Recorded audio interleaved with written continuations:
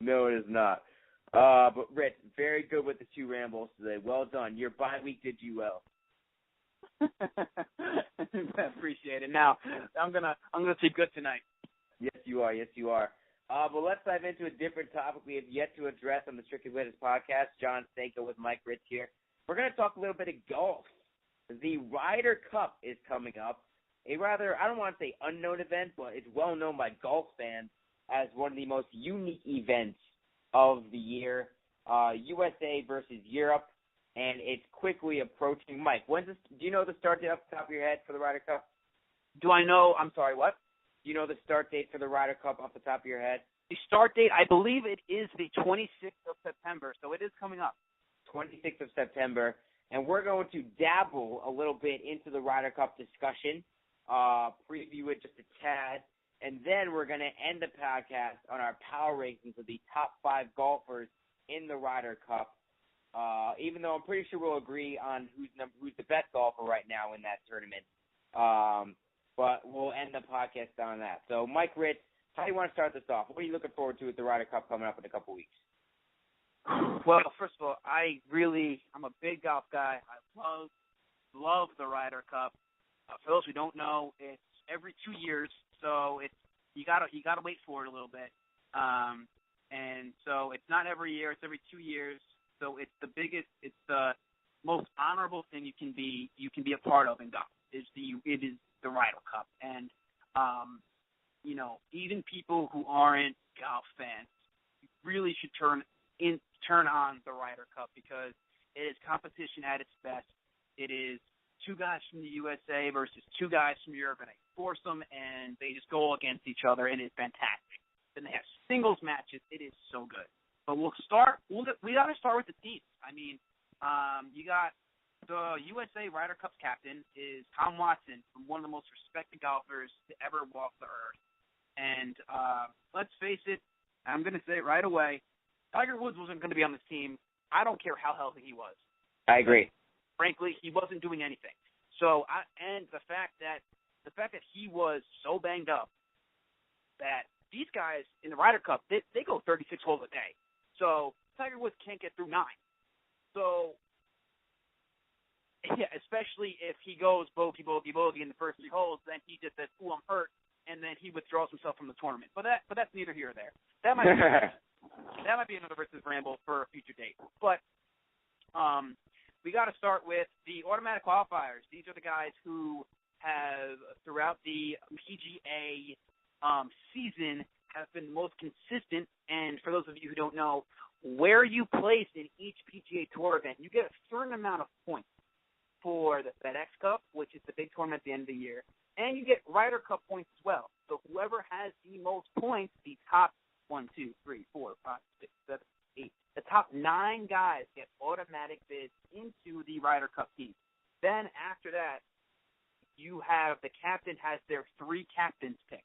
So they pick 3 people who didn't make the top 9 to round out the 12-man roster. So Tom Watson's squad, you got Ricky Fowler, who is one of the best, one of the most consistent players all year, which me and you, Johnny, have talked about. He's come in the top 5 in all 4 majors this year. Certainly not hurting in the money department, Johnny. No. He's doing okay. He's fun to watch. And I think his swing is as loud as it's closed. He is he's definitely a person to watch. But real quick, Ricky Fowler, Jim Furyk, always there. He's really, really been consistent all year. Zach Johnson, who I think underrated, Matt Kuchar, Phil Mickelson, the crowd favorite, my favorite. He makes it after having a great last 2 tournaments. Patrick Reed, no one's talking about, one of the most consistent players all year.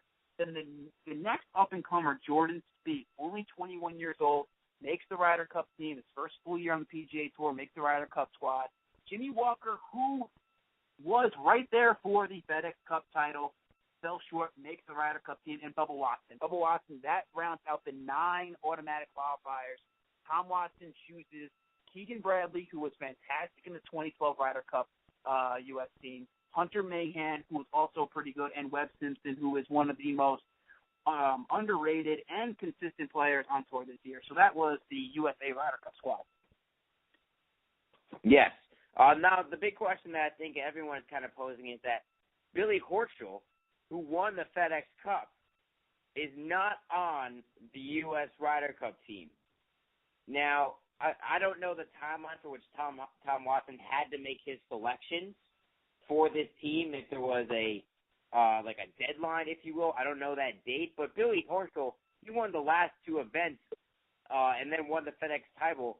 And if I'm Tom Watson, I'm shaking my head going, why didn't I pick the hottest golfer that the USA has right now? Well, to be fair, the picks come before the FedEx Cup ends. So you have to make the decision. Billy Horschel wasn't the most consistent guy on tour this year. He was kind of nowhere to be found alive.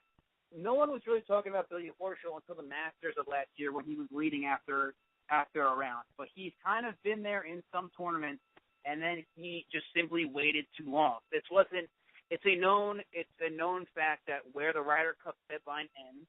And, yeah, it is unfortunate for Billy Horschel that he waited too long to kind of come into his own. I don't think he's hurting that much. He wins the last two tournaments. He wins the FedEx Cup, $10 million right there, on top of the tournament that he won the week before. So I don't think he's really hurting in that sense. But yeah, it's unfortunate that probably the hottest golfer right now isn't on the team. But, this is how it's done every 2 years, and the FedEx Cup happens after the captain's picks get made. So it's unfortunate for Billy Horschel, but that's just kind of how the way it goes. Yeah, so I mean, it's the big question for Team USA is that the fact of the matter is that they're big underdogs. No one expects them to win this. Europe has the better players.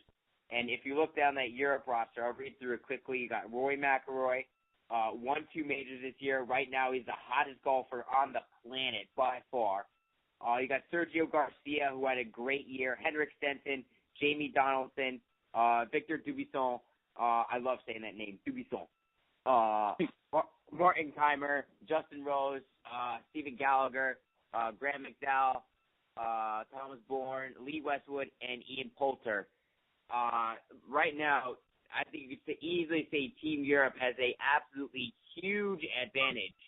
And according to golfstrat.com, USA, I guess, and according to their matchups, only has 2 advantages out of the 12 players matched up. That's it. And they haven't won on European soil since the 90s. I think that's also something they're playing. How the Ryder Cup is set up, you play every other Ryder Cup you play on your soil. So last Ryder Cup in 2012, they played in USA. Now they're playing on European soil, Scotland, which is kind of important. I mean, Europe has dominated the USA in these Ryder Cup matchups, and they dominate even more when it's on their soil.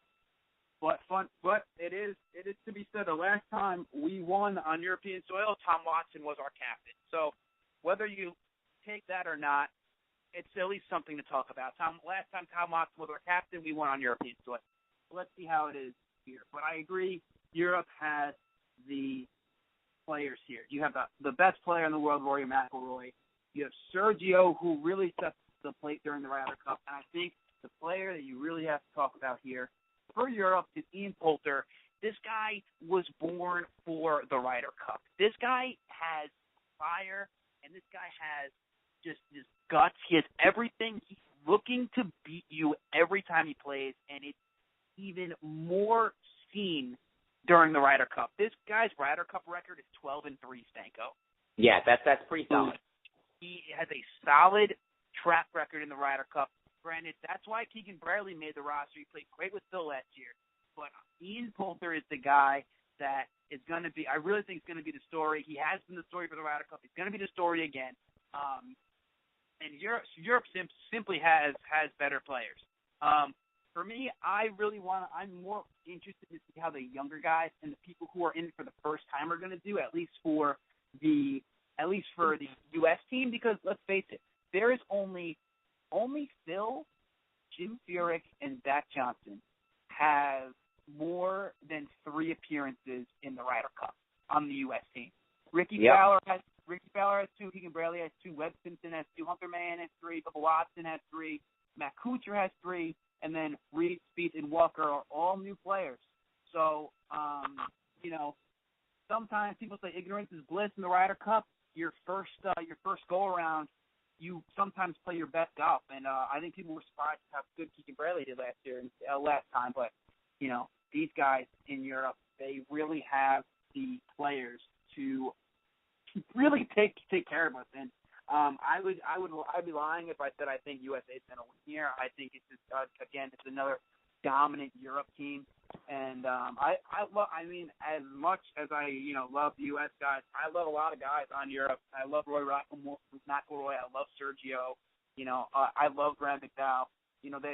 There's so many guys, and that's kind of what I like on tour. There's so many likable guys now on tour that are very good. And also Tiger Woods nowhere near the Ryder Cup, which is also fantastic. A personal investment from Mike Riss, no Tiger Woods. I agree with you. I think another person you got to look out for is Lee Westwood. 9 appearances on the Ryder Cup, the most experienced of the Europe players, and he has a record of 18, 13, and 6, so a winning record. I think you got to look out for him as well. He was an easy captain pick when you have that much experience and you performed that well. So that's another advantage that Europe has. They bring a ton of experience with those captain's picks with Ian Poulter and Lee Westwood. And when you have that at your expense, you can afford to select a first-timer in Stephen Gallagher. So, yeah, it's going to be really tough. Yeah, it's going to be tough. It's just really great. Even if you don't like golf, it's just really something to watch. It really is, because there's nothing else like it, and it's just, it's just who's better, and it's match play. It's just, who has what it takes, in the long run. It tests mentally, it tests physically. It's just so demanding, and it's unlike anything what the golfers kind of have to go through. They don't have to play this. They don't have to play this type of setting, this match play setting. They only do that once a year. But now with the Ryder Cup, it is a completely different animal, especially when you are representing your own, representing your country. So let's see what happens here. Yeah, and you know what I love? The crowds. The crowds at the Ryder Cup is are fantastic, awesome, and that's why you got to look out for these young guys. And it's kind of good. You see the kid-like attitudes in these older guys like Phil and like Furyk, and because the crowd is just so into it. And guys like Ian Poulter, guys like Keegan Bradley, they feed off of the crowd's energy, and it's really just a sight to see. So I cannot wait for the Ryder Cup in a couple weeks. Yeah, those crowds in Happy Gilmore when the golf upper class wasn't too happy. That's the crowds that you have at the Ryder Cup. That makes it incredibly entertaining to watch. It's just the crowd is ready to erupt every time. Every time they're on the course, it's fantastic to watch. Yeah, like I'm looking at a GIF right now of last year. Keegan Bradley's caddy waving around the flag stick after he made a huge putt, and the crowd going nuts in the background, and Keegan Bradley fist pumping all over the place. So you would never get that on a regular golf course, a caddy waving around a flag stick in triumphant victory. Yeah, it's awesome. I can't wait. I'm gonna be glued to the TV once it starts. But I would love if this was on U.S. soil, but they took care of us last time as well. So let's see if we can if we can steal one in Europe. But Captain Paul McGinley for Europe really has a nice squad this year. So